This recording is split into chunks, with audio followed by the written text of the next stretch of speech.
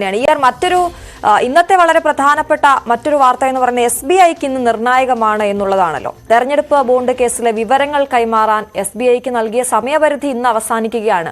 വിവരങ്ങൾ കൈമാറാൻ ജൂൺ 30 വരെ സാവകാശം തേടി SBI സമർപ്പിച്ച ഹർജി തള്ളിയാണ് വിവരങ്ങൾ ഇന്ന് വൈകുന്നേരത്തിനുള്ളിൽ കൈമാറാൻ സുപ്രീം കോടതി നിർദ്ദേശിച്ചത്. ഇത്തരത്തിൽ വലിയ വിമർശനം ഉയർത്തിക്കൊണ്ടാണ് സുപ്രീം കോടതി ഇന്ന് വൈകിട്ട് തന്നെ ഇത് നൽകണം ഇലക്ഷൻ കമ്മീഷന് നൽകണമെന്ന് പറഞ്ഞിരിക്കുന്നത്. എന്തൊക്കെ കാര്യങ്ങളാണ് ഇന്ന് കോടതിയിൽ സംഭവിക്കാൻ പോകുന്നത്, അല്ലെങ്കിൽ സമയപരിധി അവസാനിക്കുമ്പോൾ SBI ഏത് രീതിയിലായിരിക്കും മുന്നോട്ട് പോകുക? ആശ്വതി, വലിയ തിരിച്ചടിയാണ് ഇന്നലെ ഏതായാലും SBIക്ക് സുപ്രീം കോടതിയിൽ നിന്നുണ്ടായത്. കാരണം ഈ ബോണ്ടുകളുടെ ആർക്കൊക്കെ ബോണ്ടുകൾ വഴി ഏതൊക്കെ രാഷ്ട്രീയ പാർട്ടികൾക്ക് പണം നൽകി തുടങ്ങിയ കാര്യങ്ങൾ വിശദീകരിക്കാൻ സമയപരിധി നേരത്തെ കോടതി നിശ്ചയിച്ചിരുന്നതാണ്. പക്ഷേ ആ സമയപരിധിക്കുള്ളിൽ വിവരങ്ങൾ കൈമാറാതെ SBI സ്വീകരിച്ച നിലപാട് വീണ്ടും സാവകാശം ചോദിക്കുന്നതായിരുന്നു. അതായത് ജൂൺ 30 മുമ്പായി സമർപ്പിക്കാം, ജൂൺ 30 വരെ ഒരു സാവകാശം SBI തേടി.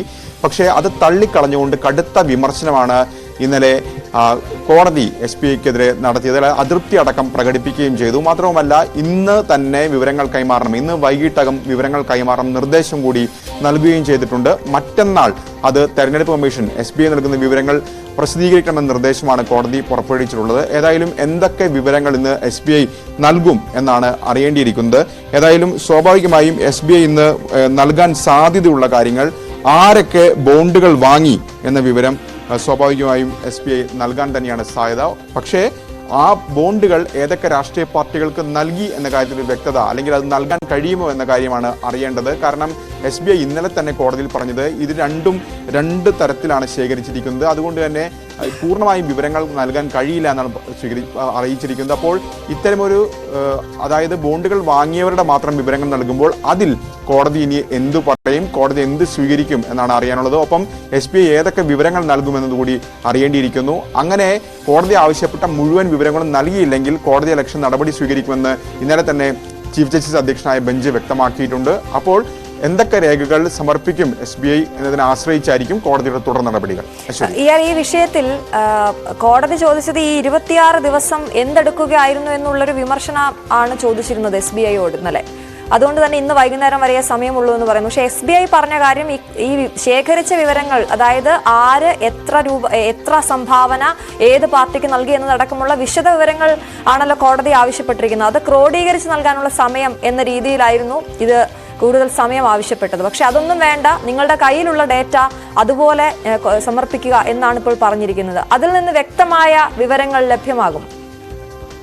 SBI ഇന്നലെ സൂചിപ്പിച്ച പ്രധാനപ്പെട്ട കാര്യം, അതായത് സങ്കീർണമായ വിഷയമാണ്, അതുകൊണ്ട് തന്നെ ഇത് ക്രോഡീകരിക്കാൻ സമയം വേണമെന്നൊരു ആവശ്യമാണ് ഉന്നയിച്ചത്. തുടർന്നാണ് ഈ വിവരങ്ങൾ കൈമാറാം, ഏതൊക്കെ ആളുകൾ ബോണ്ടുകൾ വാങ്ങി എന്ന വിവരം കൈമാറാമെന്ന് SBI വ്യക്തമാക്കിയത്.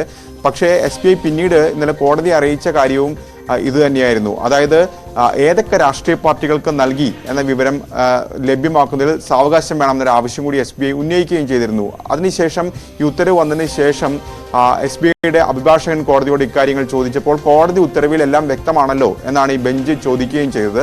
അപ്പോൾ സ്വാഭാവികമായി ഇനി അറിയേണ്ടത് SBI ഏതൊക്കെ വിവരങ്ങൾ നൽകും, അത് സ്വാഭാവികമായും കോടതി അംഗീകരിക്കുമെന്നാണ് അറിയേണ്ടത്. അല്ലെങ്കിൽ കോടതി തന്നെ വ്യക്തമാക്കിയിട്ടുള്ളത് മറ്റു നടപടികളുമായി മുന്നോട്ട് പോകും, കോടതി അലക്ഷ്യ നടപടികളുമായി മുന്നോട്ട് പോകുമെന്നാണ്. കാരണം ഇതിലെ ഹർജിക്കാരായ ADRും CPMും നേരത്തെ തന്നെ 6-ാം തീയതിക്ക് മുമ്പ് തന്നെ ഇത് നൽകാത്തതിൽ, വിവരങ്ങൾ കൈമാറാത്തതിൽ കോടതിയെ സമീപിച്ചിരുന്നു. കോടതി അലക്ഷ്യ നടപടി സ്വീകരിക്കണമെന്ന് ആവശ്യപ്പെട്ടുകൊണ്ട് ഹർജി നൽകിയിരുന്നു. അപ്പോൾ ആ ഹർജികളൊക്കെ തന്നെ കോടതി തീർപ്പാക്കിയിട്ടില്ല, അതൊക്കെ പരിഗണനയിലുണ്ട്. അപ്പോൾ അതിന്റെ അടിസ്ഥാനത്തിൽ കൂടി കോടതി സ്വാഭാവികമായും തുടർ നടപടി കൈക്കൊള്ളും. ഈ തെരഞ്ഞെടുപ്പ് അടുത്ത് വരുമ്പോൾ ഇത്തരത്തിൽ വിവരങ്ങൾ പുറത്തു വരുന്നത് അത് രാഷ്ട്രീയ പാർട്ടികളെ സംബന്ധിച്ച് വലിയൊരു തിരിച്ചടിയാകില്ല. പ്രത്യേകിച്ച് ഭരണപക്ഷമായ BJP എത്ര വലിയ തുകയായിരിക്കും, എത്ര വലിയ ബോണ്ടുകളായിരിക്കും പാർട്ടിയിലേക്ക് വന്നത് എന്നൊക്കെയുള്ള വെളിപ്പെടുത്തൽ ഇതിലൂടെ വരുമ്പോൾ അത് വലിയ തിരിച്ചടിയാകില്ല. അതുകൊണ്ട് തന്നെ ഈ ഒരു സമയം നീട്ടാനുള്ളൊരു തത്രപ്പാട് അവർക്കും ഉണ്ടാകില്ല. തീർച്ചയായും രാഷ്ട്രീയ പാർട്ടികളെ സംബന്ധിച്ച് ഇക്കാര്യത്തിൽ വിവരങ്ങൾ പുറത്തു വരും എന്നുള്ളത് ഈ തെരഞ്ഞെടുപ്പ് കാലത്ത് ഒരു ചർച്ചകൾക്ക് വഴിവെക്കുന്ന കാര്യമാണ്. പ്രത്യേകിച്ച് ഏതാണ്ട് 22,000-ലധികം ബോണ്ടുകളാണ് ഇതിനോടകം തന്നെ കൈമാറിയിട്ടുള്ളത്. മാത്രവുമല്ല, നിലവിൽ പുറത്തു വന്ന കണക്കുകൾ അനുസരിച്ച് ഈ ബോണ്ടുകൾ വഴിയുള്ള ഏതാണ്ട് 55% ഈ സംഭാവനകൾ നൽകിയിട്ടുള്ളത് ഭരണകക്ഷിയായ BJPക്കാണ്. കോൺഗ്രസിന് ഏതാണ്ട് 10% ആണ് ഇങ്ങനെ ബോണ്ടുകൾ വഴി സംഭാവനയായി ലഭിച്ചിട്ടുള്ളത്. സ്വാഭാവികമായും ഇതിൻ്റെ ഒരു വ്യക്തമായ കണക്കുകൾ പുറത്തു വരും. അത് ഈ തെരഞ്ഞെടുപ്പ് കാലത്ത് ഒരു ചർച്ചയാവാൻ പോകുന്ന വിഷയം തന്നെയാണ്. ഏതായാലും SBI അത്തരമൊരു നിലപാട് ഏതായാലും കോടതിയിൽ സ്വീകരിച്ചിരുന്നു. അതിന് സാവകാശം വേണം എന്നടക്കമുള്ള നിലപാട് സ്വീകരിച്ചിരുന്നു. അത് തള്ളിക്കൊണ്ടുള്ള നടപടി സ്വാഭാവികമായും SBI സംബന്ധിച്ച് തിരിച്ചടിയാണ്.